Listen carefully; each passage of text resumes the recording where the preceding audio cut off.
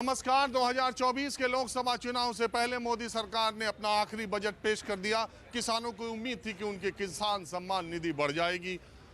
घरेलू महिलाओं को उम्मीद थी कि शायद उनके एलपीजी सिलेंडर का रेट कम हो जाएगा, पेट्रोल डीजल की कीमतें कम हो जाएगी, ऐसा मध्यम वर्ग मान रहा था। लेकिन ऐसा कुछ भी हुआ नहीं। लेकिन मध्यम वर्ग को एक बड़ी राहत देते हुए इनकम टैक्स में एक बड़ी छूट 2014 के बाद एक बड़ी छूट का ऐलान वित्त मंत्री निर्मला सीतारमण ने किया। उन्होंने कहा कि 7 लाख रुपए तक अब कोई टैक्स नहीं लगेगा। तो हालांकि इसमें भी कुछ पेच है।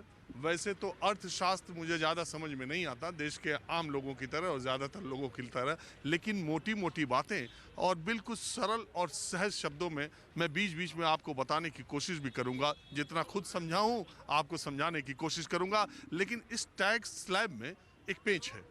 बहरहाल ये मैं बताऊं इससे पहले कुछ आम लोगों से मैं चर्चा करता हूं। दिल्ली की सड़कों पर आपको पता ही है, कोई मजमा तो मैं लगाता नहीं, जो लोग जहां जैसे मिल जाते हैं। आपका नाम क्या है? अंकित चतुर्वेदी।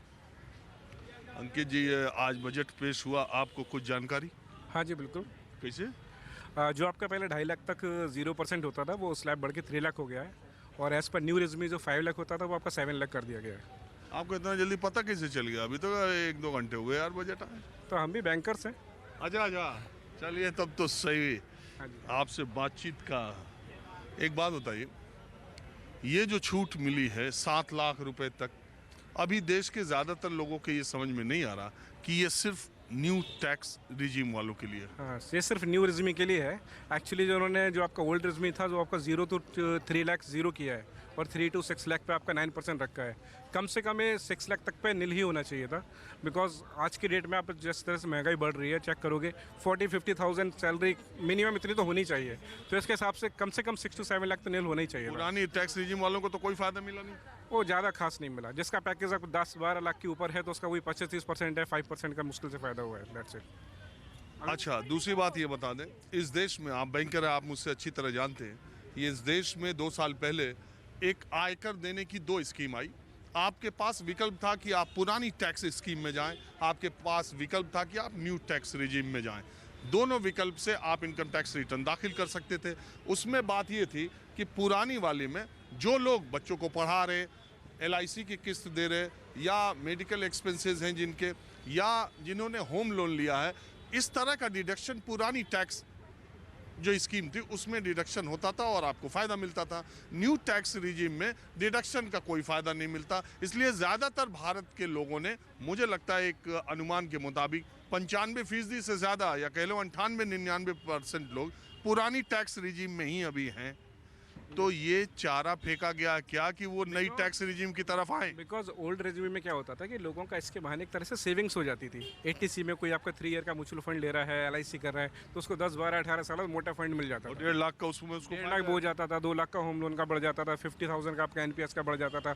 अब वो सारी चीज़ें खत्म हो गई। तो कहीं ना कहीं आप देखोगे जितने भी आपके, ये न्यू टैक्स रिजीम में खत्म है। हाँ, न्यू टैक्स रिजीम सारी खत्म हो गई। आज जितने भी आपके लाइफ इंश्योरेंस के शेयर हैं, HDFC लाइफ, मैक्स लाइफ, सारे 10-15-20%, 60% रुपये टूट गए हैं।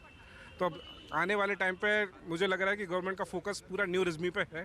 धीरे धीरे 2-3 साल बाद स्लैब आपका 10 लाख हो जाएगा और ऑटोमेटिक आप टैक्स कटेगा। मूल बात क्या है कि गवर्नमेंट चाहती क्या है? गवर्नमेंट चाहती है कि आप जो आयकर में किसी तरह की बचत कर लेते हैं, जो किसी तरह की छूट ले लेते हैं, कि आप बच्चों की फीस दिखाकर, रेंट देकर, हाउस लोन लेकर, धीरे धीरे आपको इस तरह की व्यवस्था में आना पड़ेगा कि आप किसी भी तरह का कोई डिडक्शन न ले लें और सब टैक्स रिजीम में आ जाएं और न्यू टैक्स रिजीम की तरफ ही आ जाए। पुरानी को कुछ साल बाद हो सकता है बंदी कर दें। ऑब्वियसली ओवरसीज कंट्री में ऐसा ही है, तो आने वाले टाइम पे यही फ्यूचर है हमारा। ये तो बड़ी अच्छी बात है। सड़क पर आप पहले ही आदमी मिल गए यार जो बजट के बारे में इतनी जानकारी रखते हैं, और हमारा भी इसमें। आप मेरे मिस्टर बॉस हैं, आपको थोड़ा मैं बात, अरे बॉस को कुछ नहीं पता, सारी चीजें नहीं, अब मेरा अगला सवाल देश के आम आदमी को, ये तो टैक्स वाली बात हो गई कि ये इसका जो नया रिजीम में है, जो 1% लोग हैं उन्हीं को फायदा मिलेगा, और अगली साल तक ऐसी छूट देने की कोशिश की गई है कि इसका फायदा उठाने के लिए ज्यादा से ज्यादा लोग पुरानी से नए टैक्स रिजीम की तरफ जाएं। बिल्कुल बिल्कुल।